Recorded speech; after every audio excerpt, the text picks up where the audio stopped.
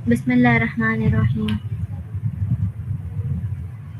अल्लाहुम्मा सल्लि अला मुहम्मदिन व अला आलि मुहम्मदिन कमा सल्लैता अला इब्राहीम व अला आलि इब्राहीम इन्नका हमीदुम मजीद। आज हम लोग अपना डे 2 डिस्कस करेंगे, जिसका हमारे पास टॉपिक कन्वर्सेशनल हाइप्नोसिस है। कन्वर्सेशनल हाइप्नोसिस से पहले हम लोग कल की एक्सरसाइज को रिवीजन करेंगे। मेरे पास आप सब लोगों की वर्क बुक्स नहीं आई, सिर्फ एक स्टूडेंट की आई थी जिनका नाम जीशान है। उन्होंने अपनी वर्कबुक अच्छे से फिल करके मुझे सेंड कर दी थी। फॉर सम रीज़न आप सबकी मुझे वर्कबुक्स रिसीव नहीं हुई हैं, तो मेक श्योर कि डे 2 के बाद उसको अच्छे से फिल आउट करें, उस पर गौर करें, अपना रिफ्लेक्शंस लिखें, अपनी एक्सरसाइज प्रैक्टिस कीजिए। अच्छा, हम लोग बस अपना शुरू करते हैं। डे 1 को मैं आप लोग को थोड़ा सा रिवाइज करा देती हूँ कि हमने सबकॉन्शियस फाउंडेशंस के बारे में पढ़ा। सबसे पहला लेवल, हमारे पास दिमाग के 2 लेवल्स होते हैं, एक कॉन्शियस माइंड, एक सबकॉन्शियस माइंड। एक सेकेंड।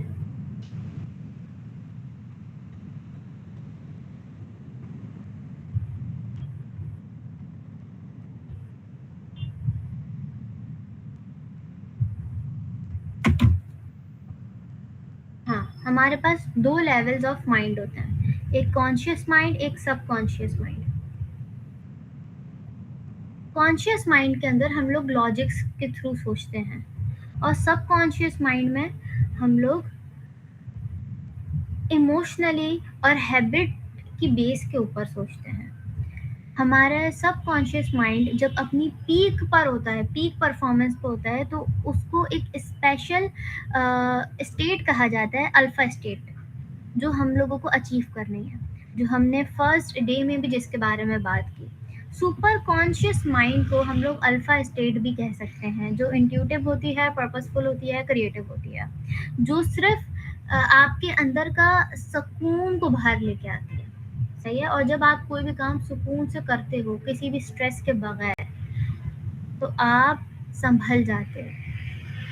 सही है, आप संभल जाते हो, आपको संभाल लिया जाता है, आप परेशान नहीं होते, आप मुश्किलों के हल निकाल देते हो, आप वो चीज़ें याद कर पाते हो जो भूल चुके होते हो, आप अपने पर्पस के ऊपर फुल क्रिएटिविटी से काम कर पाते हो।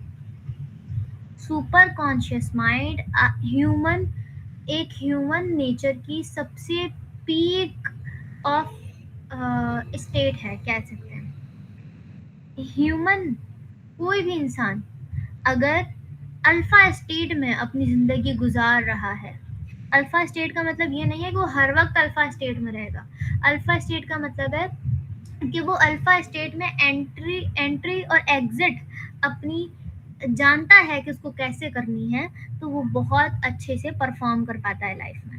कभी भी कोई भी स्ट्रेस आता है, वो अल्फा स्टेट में जाके उसको रिजॉल्व करता है। कोई परेशानी आती है, अल्फा स्टेट में जाकर रिजॉल्व करता है। किसी भी चीज़ के बारे में समझ नहीं आ रहा, अल्फा स्टेट उसको सॉल्व करेगी।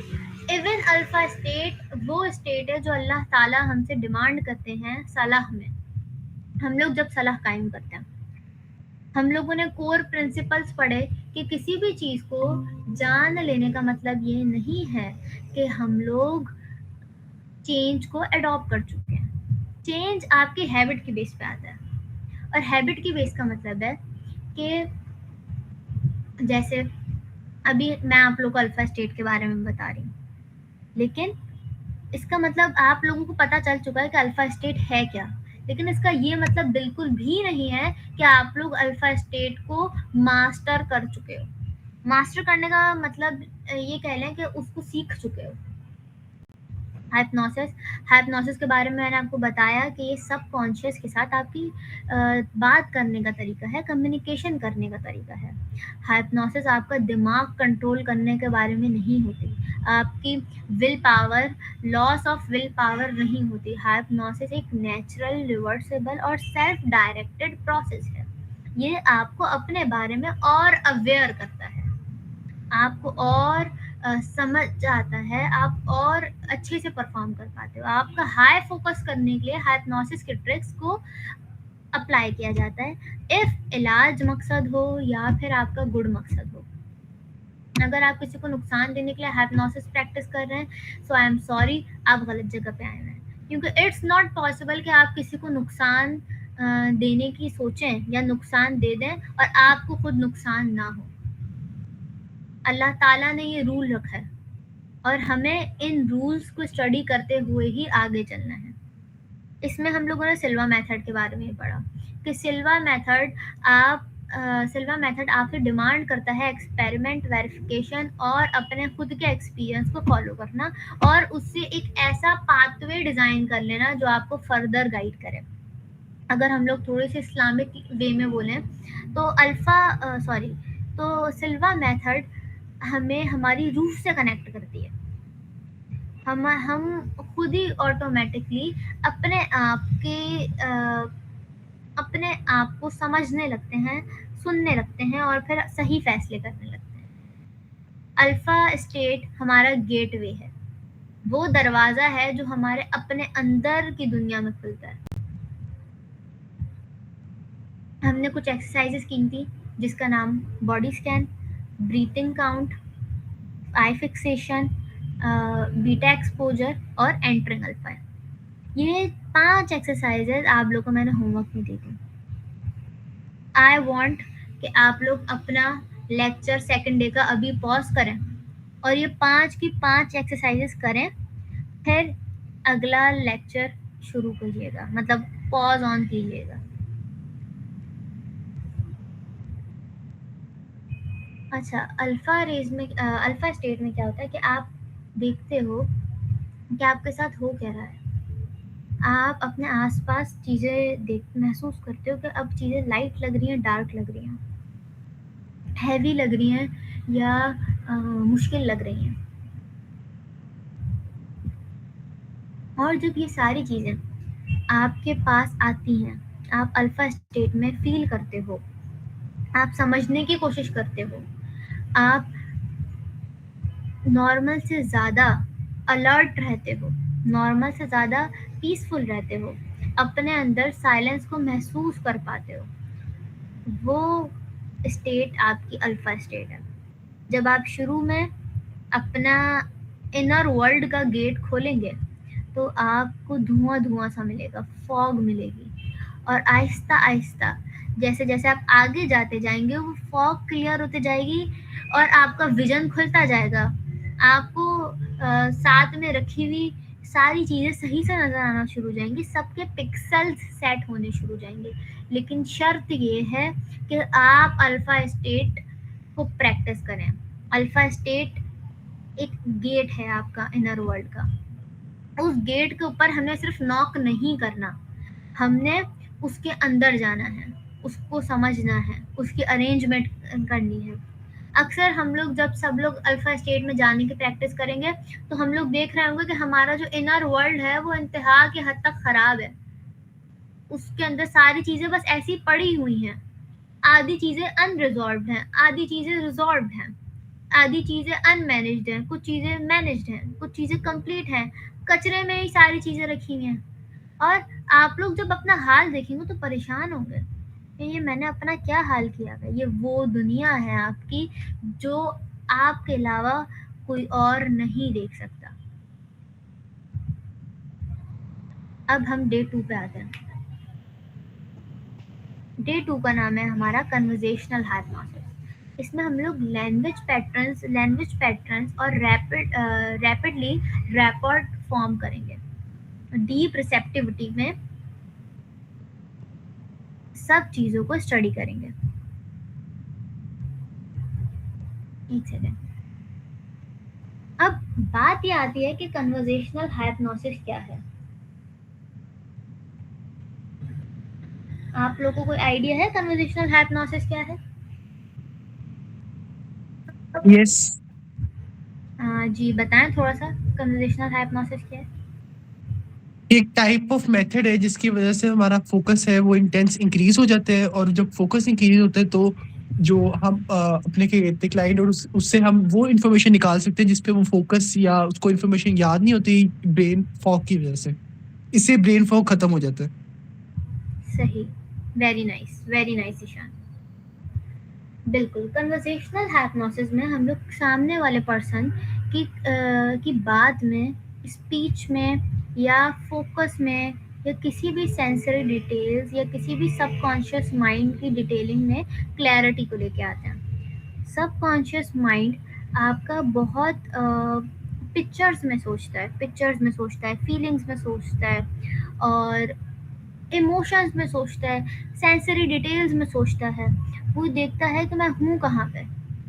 इसकी रॉ एग्जांपल ले रहे हैं कि मैं आप लोगों को बोलूँ कि आप लोगों ने समंदर देखा है, तो आप लोग अचानक से समंदर पे पहुंच गए। एवरी सिंगल पर्सन अब समंदर पे था। कैसे पता? उसने अपने सबकॉन्शियस माइंड को जैसे ही हिंट दी कि समंदर, सबकॉन्शियस माइंड फौरन से उसने क्या किया कि अपनी स्टोर की हुई इंफॉर्मेशन को प्रोसेस किया, बताया कि समंदर पे जाने का तो शौक है मुझे, और समंदर पे लाके इंसान को खड़ा कर दिया। अब वो इंसान खड़ा होके फील कर रहा है कि हवाएं चल रही हैं, लहरें आ रही हैं, जा रही हैं, उसका आवाज़, उसकी धुन, और माहौल में जितनी ठंड है, बादल आए हुए हैं, हल्की हल्की सी हमारे पास बूंदाबांदी हो रही है। इवन इफ नॉट तो हम लोगों ने पूरा सिनेरियो इमेजिन कर लिया। लेकिन अगर ये हमारा कॉन्शियस माइंड होता तो क्या करता?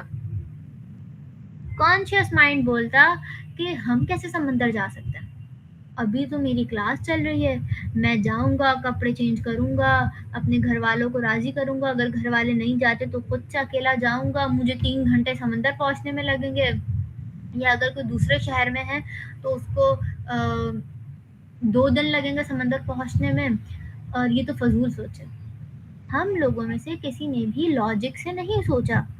हम सब के सबकॉन्शियस माइंड ने फीलिंग्स सोची, इमोशंस सोचे, सुकून सोचा, वार्म सोची, सही है, एक दूसरे के बारे में कि जब हम समंदर जाएंगे, अपने दोस्तों के बारे में जब सोचेंगे, मेरे दोस्त गए थे समंदर, तो या पिकनिक पे गया था मैं समंदर, तो अचानक से आपको वो खुआरी याद नहीं आएगी जो पिकनिक में हुई थी। बस में जाते जाते आप गिर गए होंगे, या किसी ने पानी फेंक दिया होगा, या कुछ मसला हो गया होगा, पुलिस ने पकड़ लिया होगा, वो सब नहीं याद। सिर्फ इतना याद है कि मजा बहुत आया था। लेकिन किसने कहा कि ये सारी डिटेल्स जो खुआरी वाली थी वो आपको याद नहीं है? इधर मैं आप लोगों को एक बात बताऊंगी। इट इज अ फैक्ट कि ह्यूमन ब्रेन कुछ नहीं भूलता, सिर्फ वो एक्स्ट्रा चीजें ब्लर कर देता है, और जो कुछ चीजें हैं प्रोमिनेंट हो जाती हैं। अब आप जब स्कूल की पिकनिक याद करेंगे तो आपको याद आएगा कि दोस्तों के साथ मैं क्रिकेट खेल रहा था। लेकिन जो आपने क्रिकेट से पहले बैट बॉल विकेट और दोस्तों को जमा किया था, वो सारी बातें याद हैं? आप लोग बोलेंगे हाँ थोड़ी बहुत याद है। लेकिन अगर हम लोग अल्फा स्टेट में एंटर होते हैं तो वो सारी चीजें हमें बहुत परफेक्टली याद होंगी। अल्फा स्टेट में जाएंगे, अल्फा स्टेट में थोड़ा सा रुकेंगे, आहिस्ता आहिस्ता हमारी फॉग क्लियर होगी, हम लोग आगे बढ़ेंगे, और हम लोग उस मोमेंट तक पहुंच जाएंगे जब हम लोग बैट बॉल से पहले, क्रिकेट से पहले बच्चों को या दोस्तों को जमा कर रहे थे, और उससे पहले जब खाना लगा था, और उससे पहले जब हम लोग या पिकनिक वाले बच्चे या स्टूडेंट्स जो भी हैं वो बस से उतरे थे, और उससे भी पहले जब वो घर में थे या स्कूल में थे, या उससे भी पहले जब वो सो रहे थे अपने घरों में, या उससे भी पहले जब वो 1 दिन पहले या 4 दिन पहले या 2 हफ्ते पहले प्लान बना रहे थे पिकनिक का, वो सब अल्फा स्टेट में जाके दोबारा रिकॉल किया जा सकता है। अल्फा स्टेट आपको हेल्प करती है क्लैरिटी में। अब हमारे पास अल्फा स्टेट की कुछ एडवांस एक्सरसाइजेस हैं जो इधर मेंशन्ड है।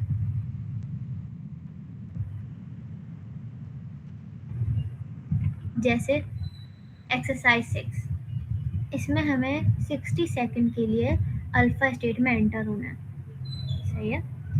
इसमें कुछ भी मुश्किल नहीं है, ये एक आपकी छोटी सी प्रैक्टिस है। अगर आप ऊपर वाली 5 एक्सरसाइजेस कर लेंगे तो आपको 6th एक्सरसाइज करने की ज़रूरत नहीं है। 7th एक्सरसाइज है कि आपको पोस्चर से इंडिपेंडेंट होकर ट्रेनिंग करनी है। जैसे कभी लेट के अल्फा स्टेट में एंटर हो जाए, कभी बैठ के, कभी आंखें खोल कर। अभी हम लोग आंखें बंद करके प्रैक्टिस कर रहे हैं ना, लेकिन आंखें खोल कर, कभी किसी तरीके से, कभी किसी तरीके से।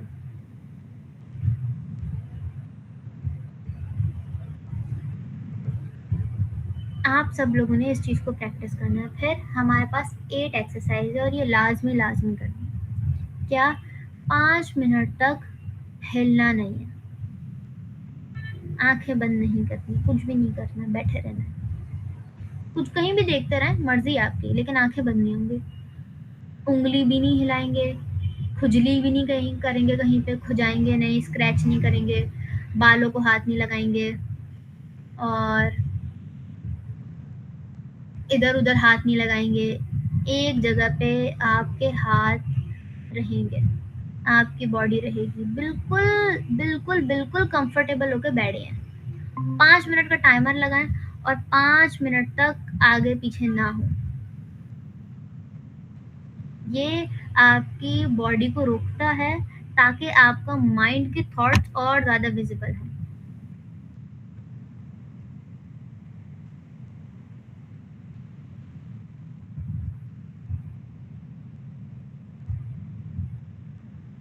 अब हमारे पास 8 एक्सरसाइज है। आप लोगों को ये घर पे करना है, लाजमी लाजमी। कि अपने राइट हैंड का थंब और फिंगर को दबाएं, प्रेस करें और अपने दर्द महसूस करें। जब आपको तकलीफ महसूस होगी, अचानक से लगेगा कोई चीज़ चुभ रही है, फिर उस वक्त अल्फा स्टेट में एंटर हो। कैसे स्टेट में एंटर होंगे? छोटी सांस भरें, लंबी सांस बाहर निकालें, छोटी सांस भरें, लंबी सांस बाहर निकालें। इसको रिपीट में करें और अपनी सांसों को काउंट करें। 1 अंदर खींचें, छोटी सांस, 2 बाहर लंबी सांस खींचें, 3। इस तरह कर करके 50 और 100 तक जाएं। आपको महसूस होगा कि आपके थंब में धड़कन आपकी आनी शुरू हो गई है। For real.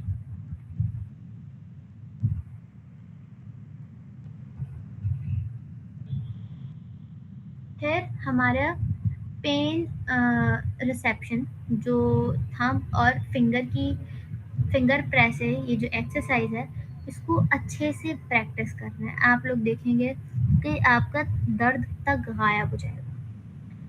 दर्द गायब होने का मतलब ये नहीं है कि हमने कुछ जादू कर दिया। हमारे दिमाग ने, हमारे न्यूरॉन्स ने, हमारी न्यूरोलॉजी ने आपकी तरफ ऑमिट कर दिए मामला। फिर 10th एक्सरसाइज में आपने मेमोरी को रिकॉल करना है। मेमोरी को कैसे रिकॉल करना है? बैठें, अल्फा स्टेट में जाने की कोशिश करें और याद करें कि कल सुबह क्या किया था। जब आप कल सुबह को याद कर लें क्लैरिटी के साथ, फिर आपने कोई ऐसी याद को लेके आना है जिसमें आपके साथ आपको आपके इमोशंस ट्रिगर हुए हों, सही है। आप उदास होते हो या थोड़े सैड होते हो, जिसके बारे में सोच के आपको थोड़ा सा लो फील होता हो, आपकी एनर्जी ड्रेन होती हो। जैसे ही आप अल्फा स्टेट में जाके रिकॉल करेंगे सारी चीज़ें, तो आपकी मेंटल नॉइज सप्रेस हो जाएगी। आपको याद आएगा कि हाँ, जब मेरे साथ ये सब हुआ था तो और भी कुछ हुआ था, और भी चीज़ें मैंने सीखी थी, और भी चीज़ें मुझे समझ आई थी। फिर अपनी आंखें खोल के अल्फा स्टेट में जाएं। अल्फा स्टेट में जाएं, जो करना है करें। कुछ चीज़ आपने याद करनी है। इवन आप वो चीज़ें भी याद कर सकते हैं जो आपके टीचर्स ने बताई थी स्कूल के ज़माने में, ट्यूशन के ज़माने में, किसी भी ज़माने में। लेकिन इसके लिए बहुत प्रैक्टिस चाहिए आपको। आज हमसे एक गलती हो गई। क्या गलती हो गई कि हम लोगों ने रिकॉर्डिंग की और ये सारी एक्सरसाइजेस हमने लाइव क्लास में की थी। लेकिन सारी चीज़ें ठीक करने के बाद भी अल्लाह का करना ऐसा हुआ कि डाउनलोड के बाद भी डाउनलोड नहीं हुई वीडियो और वो बैकअप में भी नहीं, पूरी करप्ट हो गई। जिस वजह से मैंने दोबारा आज सेकंड लेक्चर आज के दिन ही अरेंज किया है और ये सारी एक्सरसाइज आप लोग को लाइव ही कराई थी मैंने। तो अगर आप लोग खुद से कर लेंगे तो कोई आप लोग का मसला नहीं होगा। कोई भी मसला आया आप लोग को, आप लोग हमारे कोऑर्डिनेटर को बता सकते हैं, वो आपका मसला हल कर देंगे। फिर लैंग्वेज पैटर्न्स फॉर रैपर्ट। अब कन्वर्जेशनल हाइप्नोसिस का प्रैक्टिकल फॉर्म आ गया। क्या प्रैक्टिकल फॉर्म आ गया कि कन्वर्जेशनल हाइप्नोसिस करना क्यों है और कैसे करना है। क्यों करना है? क्योंकि हम लोग चाहते हैं कि सामने वाले इंसान के पास किसी भी सिचुएशन को लेकर क्लैरिटी आ जाए और आप उनको गाइड करना शुरू कर दें। इसकी कुछ टेक्निक्स हैं। जैसे पहली टेक्निक है पेसिंग एंड लीडिंग। पेसिंग का मतलब है सामने वाले को आपने थोड़ी सी जगह दी और फिर उसको लीड करना शुरू कर दिया। एग्जाम्पल कि अगर मैं आप लोगों को बोलूं कि चले आप लोगों की एग्जाम्पल नहीं लेती, मैं दूसरी एग्जाम्पल लेती हूँ कि मेरे पास एक पेशेंट आते हैं क्लिनिक में।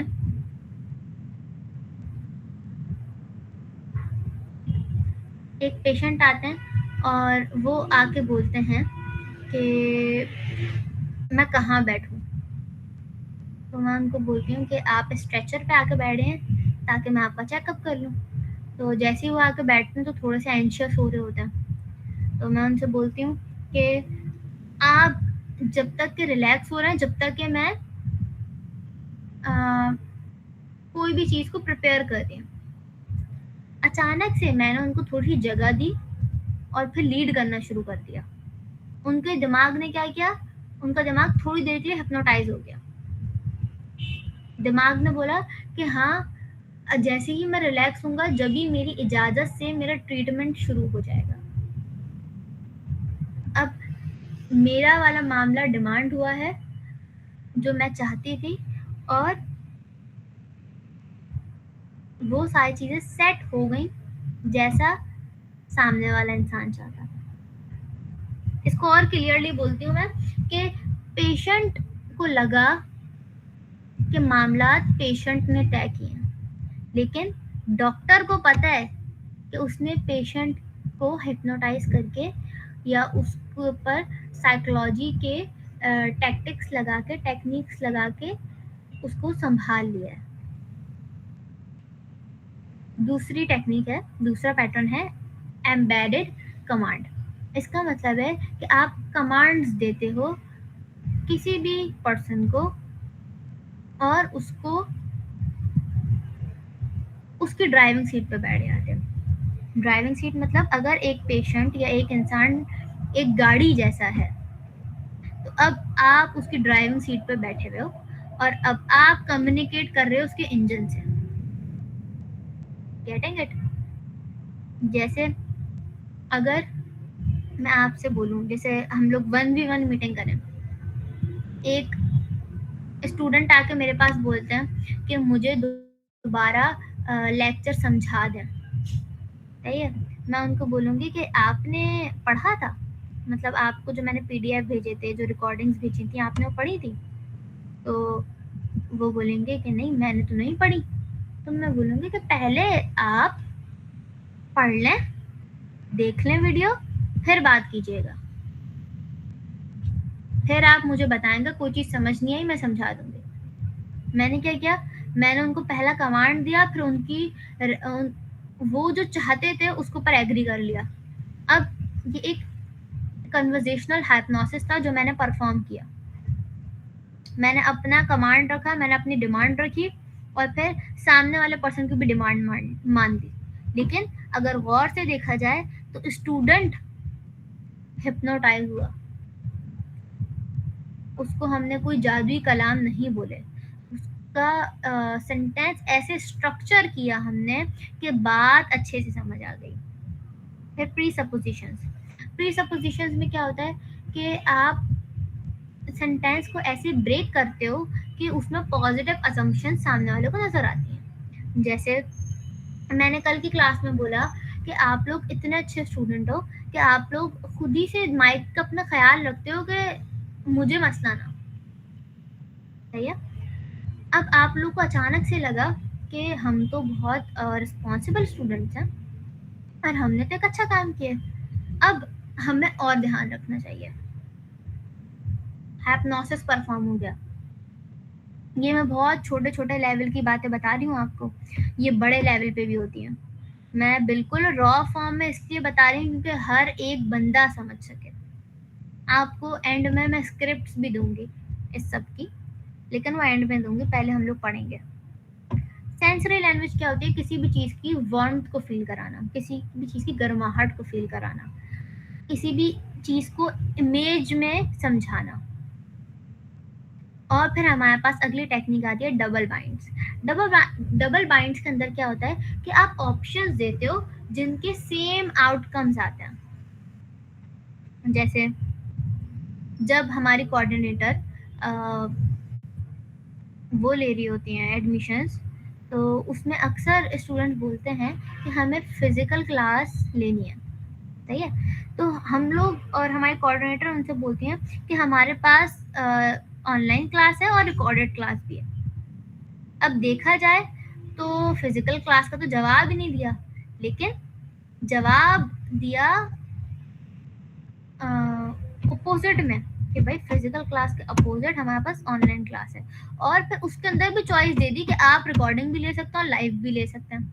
अब हाइप्नोसिस परफॉर्म हो गया।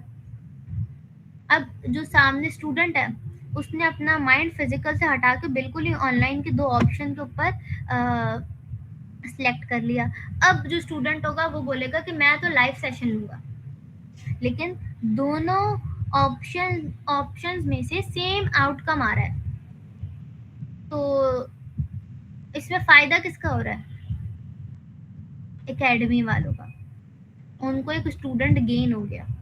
और खैर फायदा तो दोनों को ही है कि वो सीखने वाले हैं और वो सिखाने वाले हैं, लेकिन हाइप्नोसिस परफॉर्म हो गया।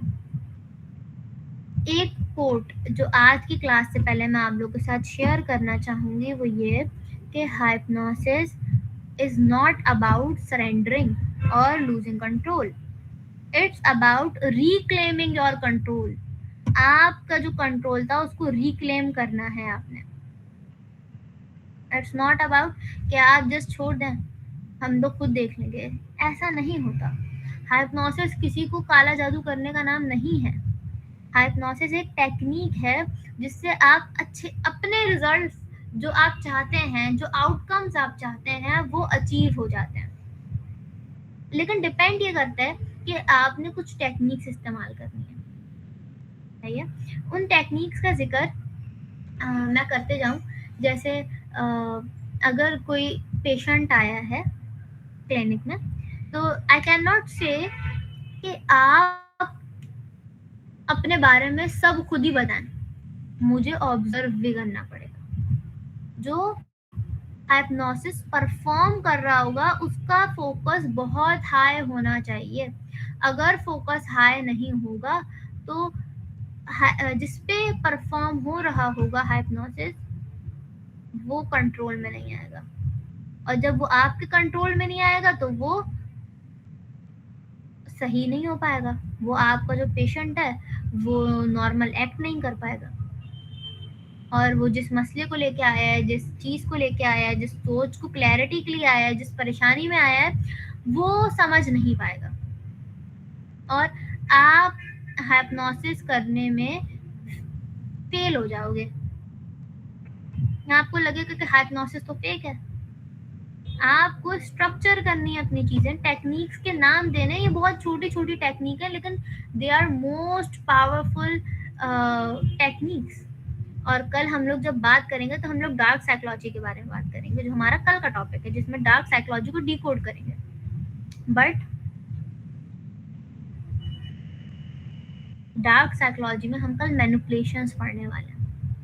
ये एक ऐसा टॉपिक होने वाला है जो हमें बिल्कुल न्यू वे देगा समझने के लिए। हम लोग एक, मैंने सुबह के लेक्चर में बहुत एक अच्छी एग्जाम्पल दी थी कि अल्लाह ताला ने शिर्क सबसे बड़ा गुनाह रखा है, सबसे बड़ा गुनाह शिर्क रखा है, जो अल्लाह ताला खुद माफ नहीं करेंगे। अल्लाह ताला ने कहा है कि जो शिर्क करेगा मैं उसको माफ नहीं करूंगा। लेकिन क्या शिर्क के बारे में पढ़ना हराम है या गलत है? नो। आप अगर शिर्क को पढ़ोगे नहीं तो आपको पता कैसे चलेगा कि आप शिर्क कर रहे हो? क्योंकि पाकिस्तानियों ने नहीं पढ़ा शिर्क क्या है, तो वो शिर्क कर रहे हैं। कैसे कर रहे हैं?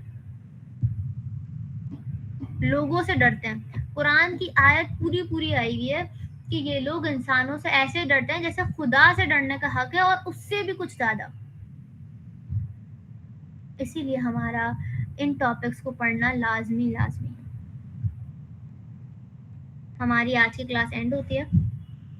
इंशाल्लाह जो भी मामलात रहेंगे, कल की क्लास और इंटरेक्टिव रहेगी, हमारे पास और स्टूडेंट्स होंगे। आज हमारी ये सेकंड लेक्चर था डे का, तो आई होप कि आप लोग एक्सरसाइज अपनी परफॉर्म करेंगे और अपना ख्याल रखिएगा। अस्सलामु अलैकुम वरहमतुल्लाहि वबरकातुहू।